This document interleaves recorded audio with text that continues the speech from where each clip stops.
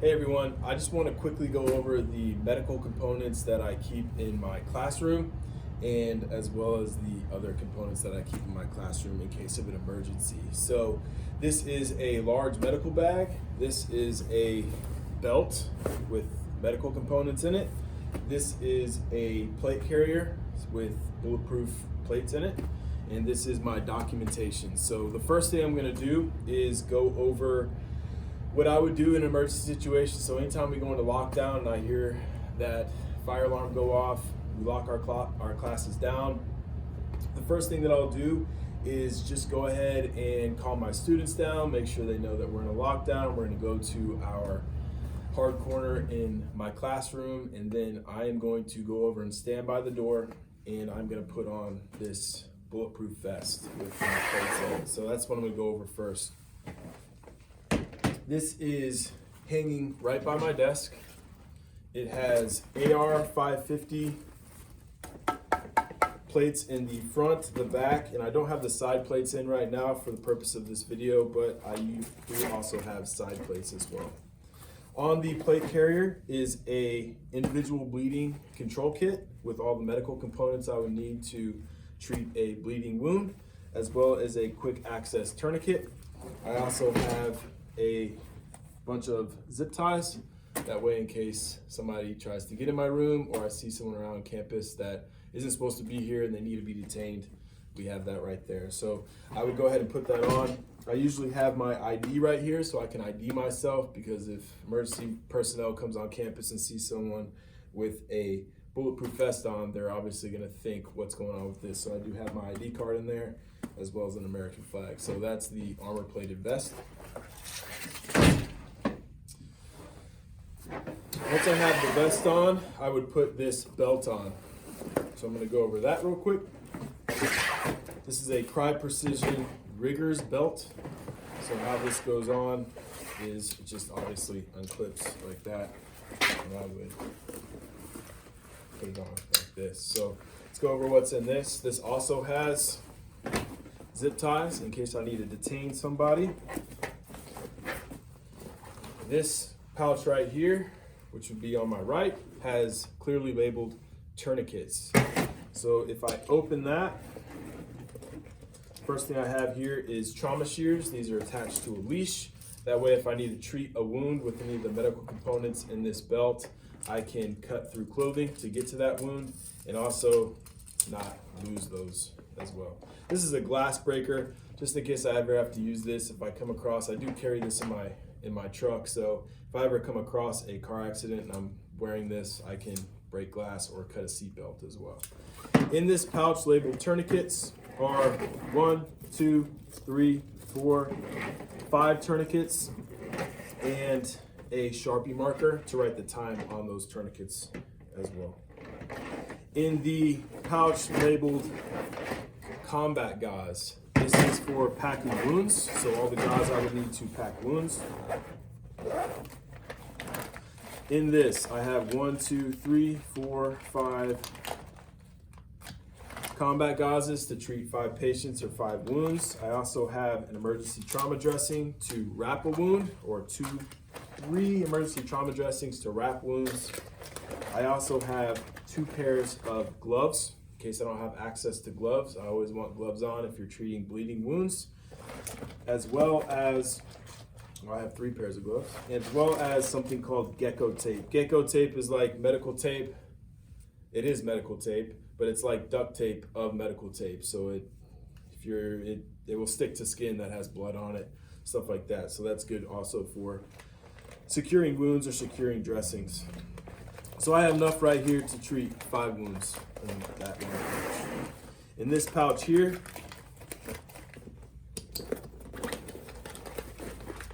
I have more gauze for packing wounds. I have a large flat dressing for wrapping wounds. I have another dressing, large dressing for wrapping wounds. I have 1, 2 chest seals in case I come across somebody with a piercing wound to their chest.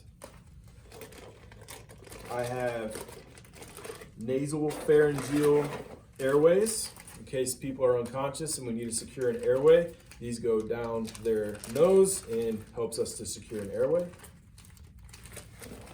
I have strips of what we call frog tape. These are short strips of medical tape to help secure dressings or whatever we need to secure there.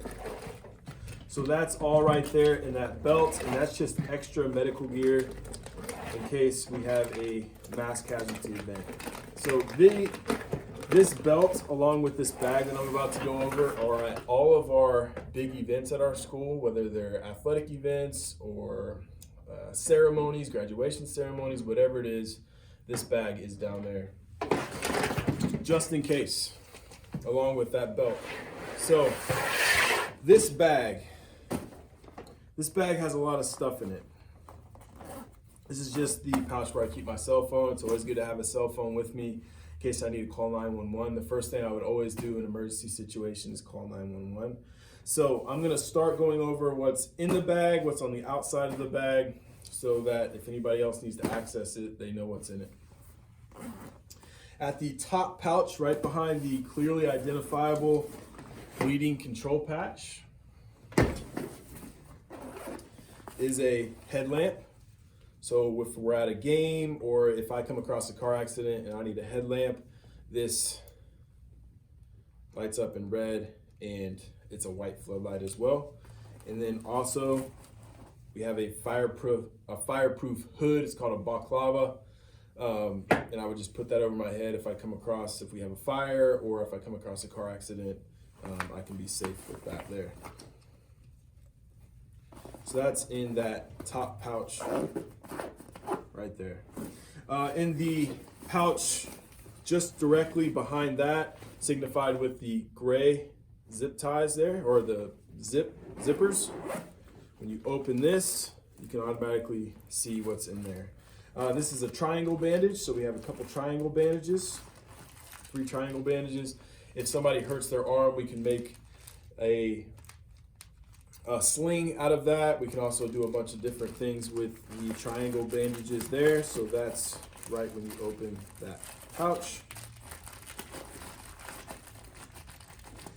We have a rescue whistle, so if we're treating somebody and they need to know where we're at, we can signal them with the rescue whistle. We have more frog tape in case we need to secure anything. That's right in there. Have another flashlight right there.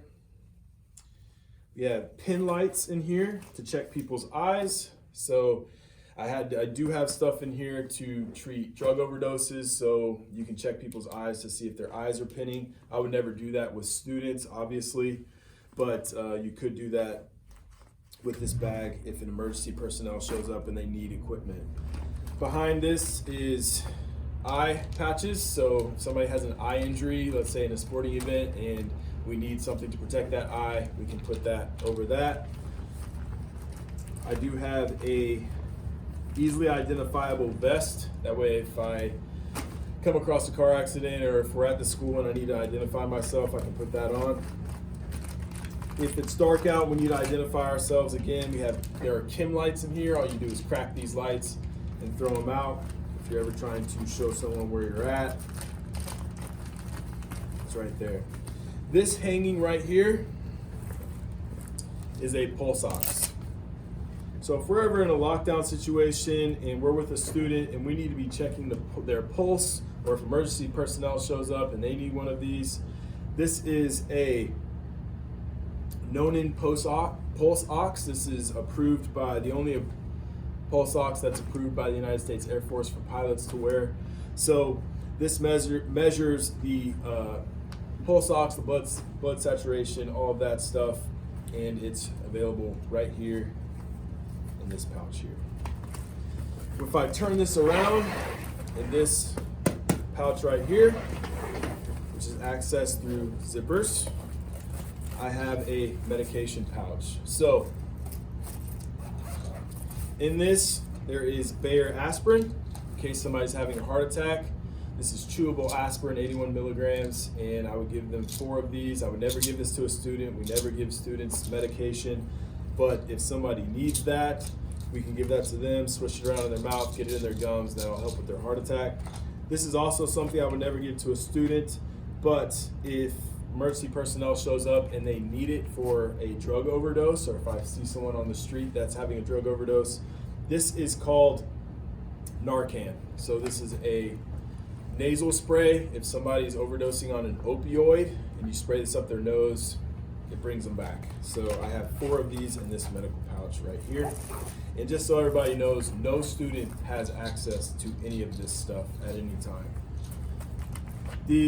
Also in this pouch are finger splints. So if somebody dislocates a finger, there are splints in here to help treat that as well. And that is this front pouch. Those are the contents of this front pouch. Right there. So you can see it's pretty packed down. Let's go over to this side of the pouch, or this side of the bag.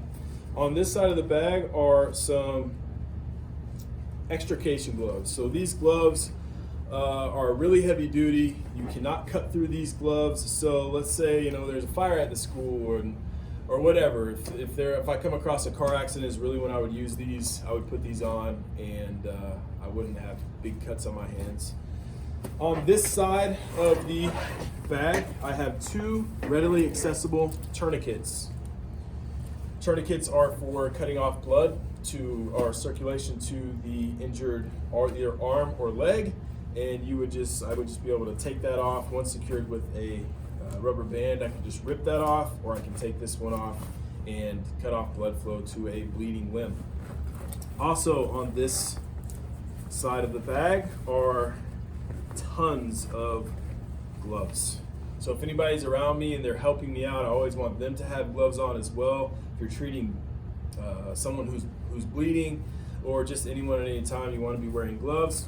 Also in this is gecko tape, more gecko tape, just in case we need it. It's always good to have some gecko tape laying around. On the other side of the bag, I have rescue straps. So if you were to buy these online, they're like $150. I just got some tubular nylon, and I'll go ahead and open one of these. So if I come across somebody who's injured and they're in the line of danger, I don't really have time. If they're injured on their arm, I don't want to pull their arm. So what I'll do is I will take off one of these, take off the rubber bands, and this is tubular nylon, and I created some pull straps right there. So I would put my hands through that, I'd pass it underneath their back, and I'd be able to pull them to safety. Then I could treat them for whatever is going on with them. But you have to get them to safety first before you can actually treat them, and there are 2 of these on this. Also on this side of the bag, so if I go into this part, I have an ACE bandage just in case I need it. And this is called a Lifeline rescue tool. So this is used by firefighters. It was created by former pararescuemen, special forces people. And on this side of so this comes out like this. It's not a knife. It does not have a sharp point. This breaks glass. This is a glass breaker. So if I come across a car accident, I'm going to take this off and I'm going to take it with me. This right here has unique serrations in the blade.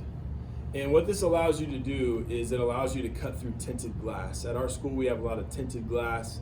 If we need to get through that glass to get to somebody in an emergency situation, all I would do is I would hit the glass and I would poke this through, and I'd be able to cut through that glass to get to that person in need. So this comes in very handy if we ever need it. This can also cut through drywall as well. You just puncture it, put it in, cut through drywall, just in case we're ever in a situation where we need to do that.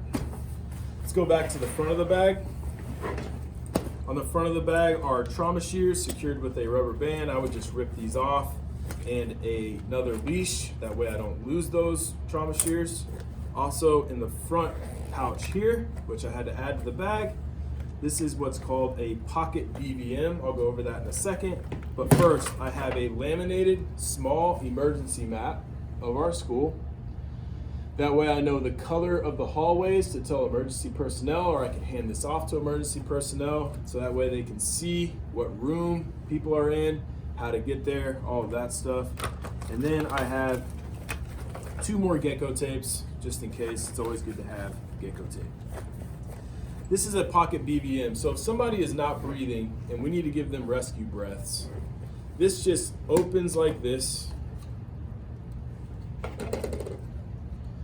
And you would put this, so it opens just like that, put that in there, and then this pops out just like this, and you squeeze this. So you put this over their mouth, and you squeeze air into their lungs. And that's how that works, and it's obviously very easily stored in this. So that's a pocket BVM.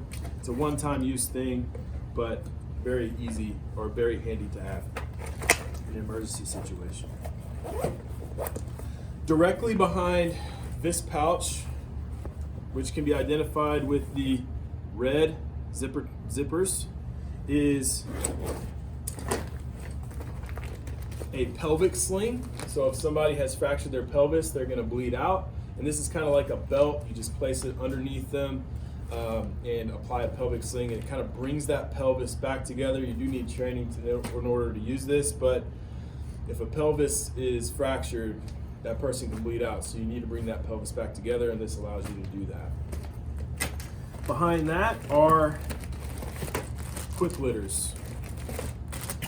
These are like soft stretchers. They allow you to move patients from where they're injured to either to safety or to where they can be treated in another location. So those are there. On the back of the pack, there's another pouch here. If somebody is experiencing a traumatic event, their body can lose heat, and we need to be able to restore that heat back to their body so that they don't experience hypothermia and go into shock. So what we have here is 2 Ready Heat emergency trauma blankets. These are full body blankets, and what they do is once you open the pack, they heat up to around 104 degrees within 10 minutes. 10 to 15 minutes, and they stay heated up for hours and hours. So if we're in a lockdown situation and somebody's experiencing trauma, we can make sure that they don't experience that shock. And there are 2 of those in this back pocket here. Going back to the bag, so now we know what's in this top pouch, what's in this second pouch here, what's on the side pouches. Now let's go to the main compartment. That is identified by the red zippers, so I would say the top red zippers to access this. These are our individual bleeding control packs. So if somebody's experiencing bleeding, and this is for a mass casualty event, that's why I have the belt as well as the bag. There are 1, 2, 3, 4, 5 individual bleeding control packs in this one bag, along with the belt that allows me to treat upwards of 10 people. And so those are just going to be stored right here. You can throw those to people, do whatever you want with them. Good to control bleeding. We also have IV start kits. So obviously not everybody's trained to start an IV, but if we're in a lockdown situation and there are EMS people here, people who are trained to use these, you can start an IV in somebody's arm. There are 5 of those in here, and that way when people get here with medications, they can push medications that help stop bleeding. They can push other medications, pain medications, whatever it is. Obviously, I'm never gonna hand this just to anybody, but in case it's needed, this is down at the bottom of this pouch. Also in this pouch right here are SAM splints. So these are moldable splints. So if somebody has a fractured arm, fractured leg, you can apply this splint to that, stabilize the splint. It also has ACE bandages. These are 3 yards worth of flat folded ACE bandages, and you can secure that splint to that person.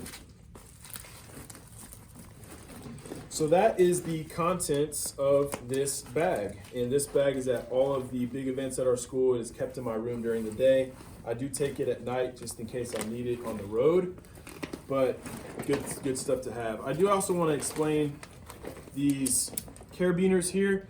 These are for the quick litters. So if I come across one person, I obviously can't lift them up in this soft stretcher on my own.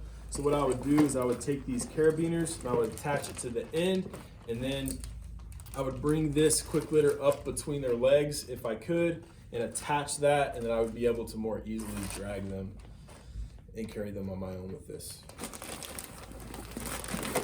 So that is the bag.